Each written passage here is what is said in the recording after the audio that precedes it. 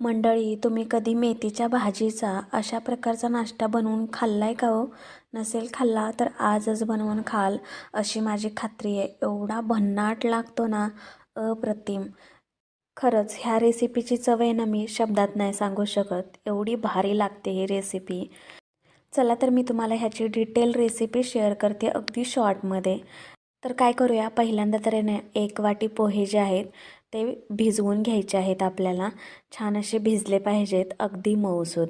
आणि एकीकडे मेथीची भाजी आहे ना, ती अगदी बारीक चिरून घ्यायची आहेत. त्यामध्ये 1 वाटी भिजवलेले पोहे टाकायचे आहेत. त्याचबरोबर अर्धी वाटी बेसन पीठ टाकायचं आहे. मंडळी, ह्या रेसिपीसाठी जर 1 वाटी पोहे घेत असाल ना, तर अर्धी वाटी बेसनचं पीठ लागेल. जर काही एक्स्ट्राचं बेसनचं पीठ लागलंच तर 2 चमचे आपण पुढे ॲड करूया. यानंतर इथे मी टाकलेलं आहे मसाले. मसाल्यामध्ये हळद, मीठ, त्याचबरोबर लाल तिखट आणि जिरे आणि ओवा चवीसाठी घेतलेला आहे. तर हे अगदी थोडंसंही पाणी यूज न करता हे जे पीठ आहे ना, ते असेच मळून घ्यायचं आहे. कारण अगोदरच आपण मेथीची भाजी आहे ना, ती स्वच्छ अशी धुवून मग कट करून घेतलेली आहे.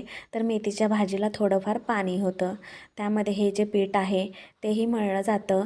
आणि मेन महत्त्वाचं म्हणजे जे पोहे भिजवून घेतलेले आहेत ना, त्याचंसुद्धा पाणी यामध्ये एक्स्ट्राचं थोडंफार असतं. तर त्यासाठी इथे थोडंफारसुद्धा पाणी ॲड करायचं नाही आहे. हे असंच मळून घ्यायचं आहे. तर इथे थोडंसं आणखीन 2 चम्मच बेसनची आवश्यकता लागलेली आहे. तर ते बेसन पीठ यामध्ये मी ॲड केलेलं आहे आणि छान असं पिठाचा जो गोळा आहे तो मळून घेतलेला आहे. तुम्ही इथे बघू शकता, मस्तच हे जे पीठ आहे ते छान असं मळलं गेलेलं आहे. तर आता आपण ह्याचे बॉल्स बनवून घेऊया. तर साधारणतः ह्या आकारामध्ये हे जे बॉल्स आहे ते मी बनवून घेते. अगदी छोटेही नाही आहे आणि मोठेही नाही आहे. तर मीडियम साईजचे जे बॉल आहेत ते मी एक एक करून बनवून घेतलेले आहेत. जर तुम्हाला ह्याची टिक्की बनवायची असेल, अगदी कमी तेलामध्ये फ्राय करायचं असेल, तर तुम्ही हे शॅलो फ्रायसुद्धा करू शकता.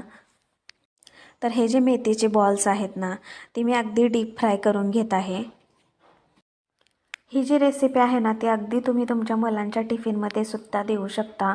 अगदी दिवसभर कुरकुरीत क्रिस्पी राहतो, कुठेही मऊ वगैरे पडत नाही आहे. तर खायलासुद्धा खूप चविष्ट लागते. तुम्ही एकदा नक्की करून पहा, तुमची मुलंसुद्धा नक्कीच खुश होतील. गॅसची फ्लेम आहे ना कमीच ठेवायची आणि अगदी कुरकुरीत क्रिस्पीपणा येईपर्यंत हे जे बॉल्स आहेत ना ते तळून घ्यायचे. खूप छान असे फ्राय झाले की ह्यांचा जो कलर आहे ना तो चेंज होतो हलकासा.